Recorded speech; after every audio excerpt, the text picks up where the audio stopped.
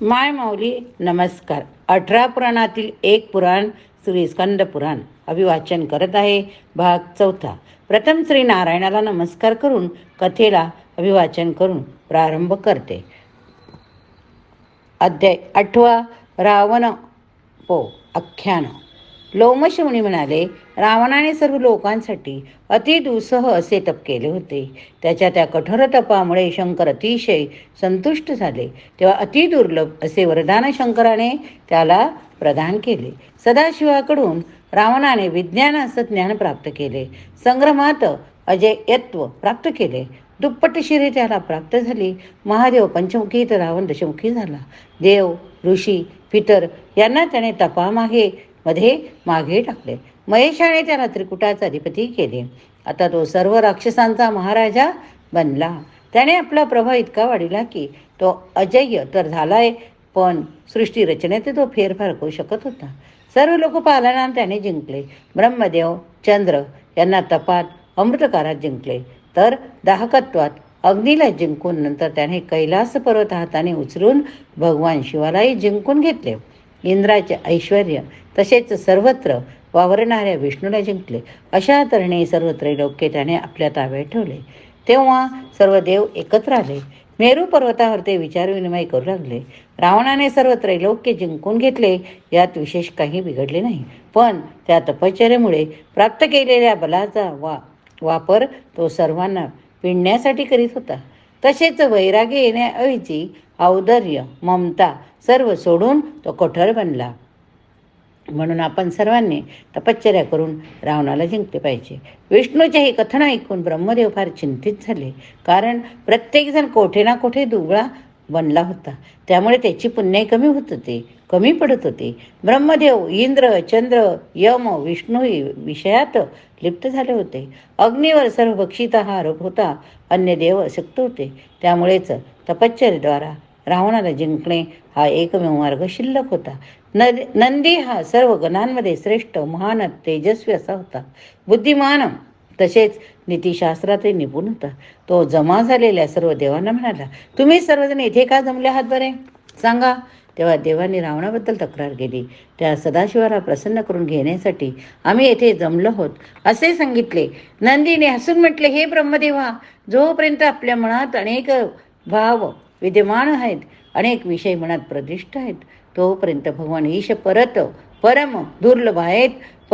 परम शांत भावनेने युक्त होऊन शिवाबद्दल परमनिष्ठा ठेवणाऱ्याच्याच विविधरूपी भगवान शिव सुलभ होतात, नाहीतर दुर्लभच राहतात. तेव्हा ब्रह्मदेवाने विचारले, रावणाचे अन्य तपोबल कोणते ते आम्हाला सांग. तुझे मुख वानराप्रमाणे कशामुळे झाले तेही सांगा. नंदिकेश्वर म्हणाला, कुबेराला शंकराने धनाचे आधिपत्य दिले. त्याच वेळी रावण आपल्या वाहनावर बसून येथे आला. रावणाने येथे कुबेराला पाहून मला विचारले, कुबेर येथे कशासाठी आला. तेव्हा मी त्याला विचारले, कुबेराजवळ आपले काय काम. त्यावेळी त्याने मला शाप दिला की तू उद्धटपणे ज्या मुखाने बोलतो ते मुख वानराप्रमाणे होईल. मी त्याला म्हटले की मी दोघेही शिवपूजक म्हणजेच मुखातूनच सावत, तेव्हा तुझे करणे योग्य नाही. रावण म्हणाला, शिवाने मला आपले सारूप्य देव केले आहे, पण मी ते स्वीकारले नाही. तेव्हा त्या रावणाचे तपोबल इतके मान, म्हणूनच तुम्ही सर्वजण, मीही तुमच्यात आहे, आपण श्री विष्णूला प्रसन्न करून घेऊया, तेच यातून काहीतरी मार्ग काढतील. नंदीचे बोलणे सर्वांनी मान्य केले. ते सर्वजण वैकुंठाला गेले. तेथे त्यांनी मनपूर्वक विष्णूचे स्तवन केले व म्हटले, हे विष्णू, मधुकैटभाने हनन करणारे, नरसिंह रूपी आपण मानव रूप घेऊन बद्ध करणारे, तसेच कृतवीर्याच्या पुत्राला म्हणजेच सहस्रार्जुनाला मारणारे हे महाविष्णू, आता आपणच आमचे रक्षण करा.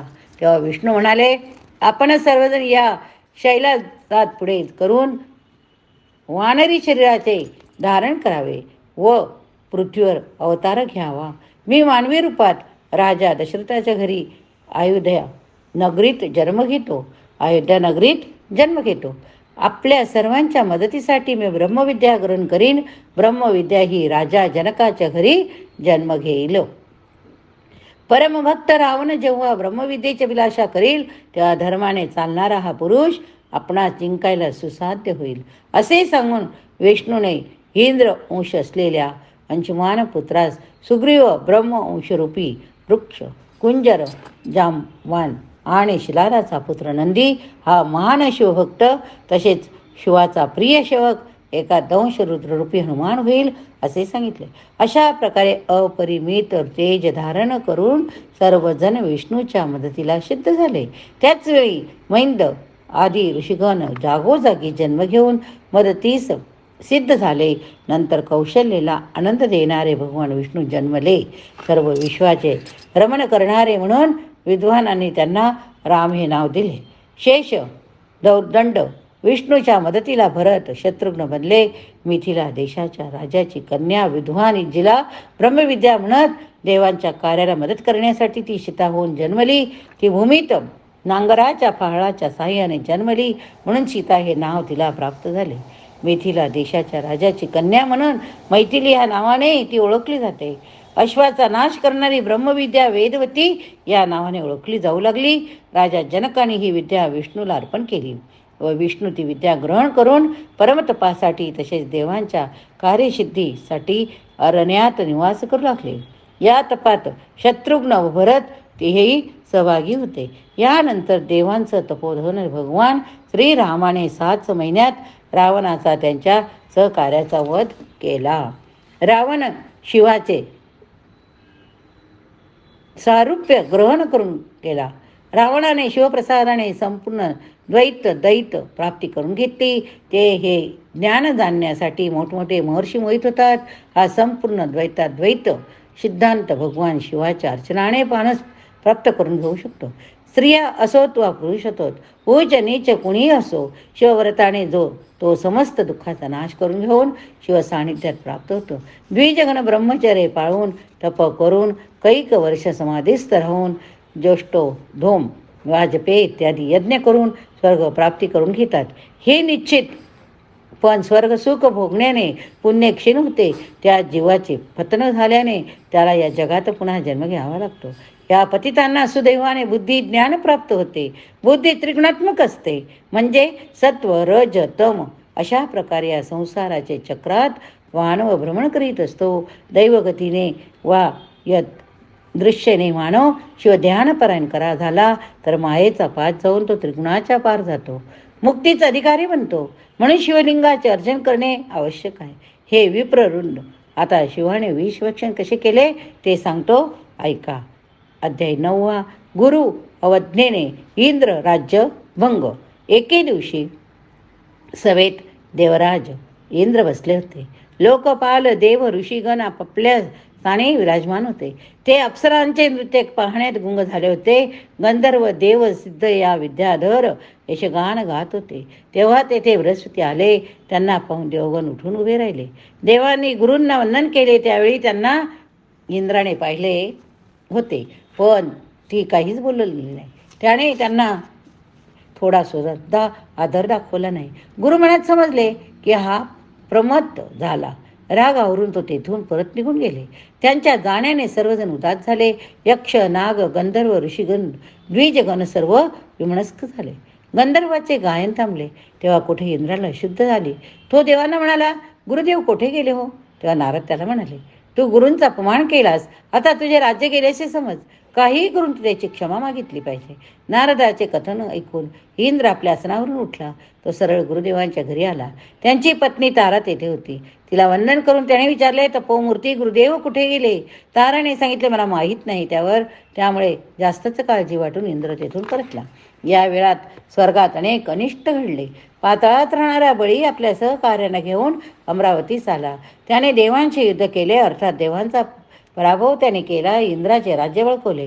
दैत्यांचे गुरु शुक्राचार्य यांच्या मार्गदर्शनानेच दैत्य विजयी झाले. इंद्र श्रीहीन झाला. सर्व देवांनी त्याचा त्याग केला. कमलेक्षरा देवी अदृश्य झाली. उच्च स्रवा अशा अश्व इत्यादी अनेक रत्नांचं दैत्यांनी पळवून नेले. ही रत्ने परमपुण्यात्माच्या उपभोगासाठी असल्याने ती पतित होऊन सागराला विलीन झाली. त्याच वेळी बळीने शुक्राचार्यांना म्हटले, देवांना जिंकून आम्ही ही रत्ने प्राप्त केली, पण ही सर्व समुद्रात विलीन झाली. ही मोठी अद्भुत घटना, हिचे कारण काय असावे? तेव्हा शुक्राचार्य काय म्हणाले, हो 100 अश्वमेध यज्ञ केल्याने सूरराजाच्या वैभवाचा आनंद प्राप्त होईल. तुम्ही ते प्राप्त करू शकतात, पण त्यासाठी ते यज्ञ करणे आवश्यक आहे. त्याविना स्वर्ग सुखाचा उपभोग प्राप्त होणार नाही. या ऐकून बळी गप्प बसला.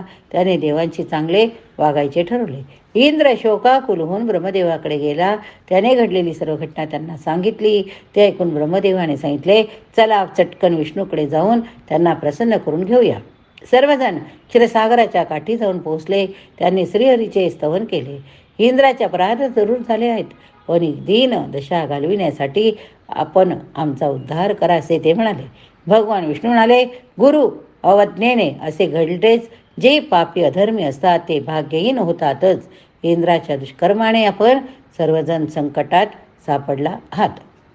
जेव्हा कोणी विपरीत अशा परिस्थितीत सापडतो तेव्हा त्याने सर्व मंगल कार्याच्या सिद्धीसाठी समस्त प्राणीमात्राची मैत्री करावी. म्हणून इंद्रा, तू आता दैत्यांची मैत्री कर. इंद्राने ते मान्य केले. तो अमरावती सोडून सुतलाकडे निघाला. तो येत आहे असे पाहून इंद्रसेन ह्या इंद्राला मारण्यासाठी धावला. पण यावेळी देवर्षी नारद, बळी यांच्या समजावाने तो त्यापासून परावृत्त झाला.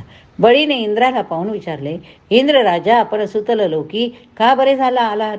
तेव्हा इंद्राने सांगितले, महर्षी कश्यपाने आपण वंशज सर्व मानण्यासारखेच आहोत. आपण आपापल्यातले वैर विसरून जाऊया. दुर्दैवाने आपण माझे संपूर्ण राज्य एका क्षणात प्राप्त केले. त्याचप्रमाणे मोठ्या प्रयत्नाने प्राप्त झालेली रत्ने त्याच क्षणी लुप्त झाली आहेत. म्हणून त्यांच्या प्राप्तीसाठी विद्वानांची विमर्श करावा लागेल. विमर्शनाने ज्ञानाची उत्पत्ती होते व ज्ञानानेच मोक्ष मिळेल. पण मी हे सर्व नम्रपणे सांगतो. तुमच्या शक्तीपुढे मी अगदीच क्षुल्लक होय. पण देवगणांचं आपणास शरण आलो. परमश्रेष्ठ वक्ता इंद्र जेव्हा विनयपूर्वक असे म्हणाला तेव्हा बळी म्हणाला, हे देवेंद्र, तू येथे कोणत्या कारणासाठी आला आहे ते काही मला माहीत नाही. इंद्राचे डोळे पाण्याने भरून आले. तेव्हा नारद म्हणाले, कार्य अकार्य म्हणजे कोणती गोष्ट बोलण्यास योग्य, कोणती अयोग्य, हे बळीराजा तू जाणत नाहीस काय? मानव पुरुषांचा धर्म म्हणजे जो कोणी शरण येईल त्याला आश्रय देणे, त्याचे पालन करे होय. शरण आलेल्या अतिथीला कोणतो विप्र असो, रोगी असो, वृद्ध पुरुष असो, त्याचे रक्षण जो करीत नाही तो खरा मित्र पुरुष नव्हे. ह्या इंद्राने सर्व शरणागती स्पष्ट उच्चारण पुढे तुझे सानिध्य प्राप्त केले. बरे, याचे संरक्षण करण्याची पात्रताही तुझ्यात आहे, यात काही मात्र संशय नाही. नारदाचे बोलणे ऐकून त्याने बळीने स्वतः विचार केला. मनात पराबुद्धीद्वारा कार्याचा विचार विमर्श करून मग त्याने इंद्राचे बहुमानाने आदरातिथ्य केले. तसेच त्याच्या बरोबरच्या सर्व लोकपाल सुरगण यांचेही त्याने उत्तम प्रकारे स्वागत केले. त्यानंतर बरेच दिवस बळीचा विश्वास प्राप्त करून घेण्यासाठी इंद्राने अनेक व्रते आचरली. अशा प्रकारे स्वार्थ साधून घेण्यासाठी इंद्राने तडजोड करून तो स्वतः अर्थशास्त्र निपुण पुरंदर दैत्य राजाबरोबर तेथेच निवास करू लागला. बराच काळ सुतलात अशा प्रकारे व्यतीत केल्यानंतर एक दिवस त्याला विष्णूच्या वचनाची आठवण झाली. त्यावर तो सारखा विचार करू लागला.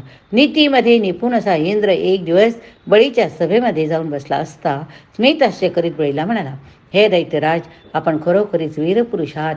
आमची जी रत्न आहेत ती आपण जरूर मिळवली पाहिजे. ऐरावतासारखी अतिशय मौल्यवान रत्ने जी सागरात पडून आहेत ती सर्व शोधून काढण्यासाठी आपण जरूर प्रयत्न करायला हवं. सागरातून ती शोधून काढायची म्हणजे समुद्राचं मंथन करायला हवं. त्यावर बळीने विचारले, हे मंथन कोणी करायला पाहिजे? यावर मेघांप्रमाणे गंभीर आवाजात आकाशवाणी झाली की, हे देवदत्त, देवरुंद दैत्यराज, आपण सर्व मिळून क्षीरसागराचे मंथन करा. याने आपली बलवृद्धीच होईल, यात संशय नाही. त्यासाठी आपण मंदराचलाला रवी बनवा, वासुकीला तिचा रज्जू बनवा व देव दैत्य सर्व मिळून सागर मंथन करा. ही नभवाणी ऐकून देव दैत्य सर्व एकत्र येऊन मंथनासाठी सिद्ध झाले. या ठिकाणी हा भाग संपला. पुढील भागात आपण लक्ष्मीची प्राप्ती बघूया. हर हर महादेव शंभो, हर हर महादेव शंभो.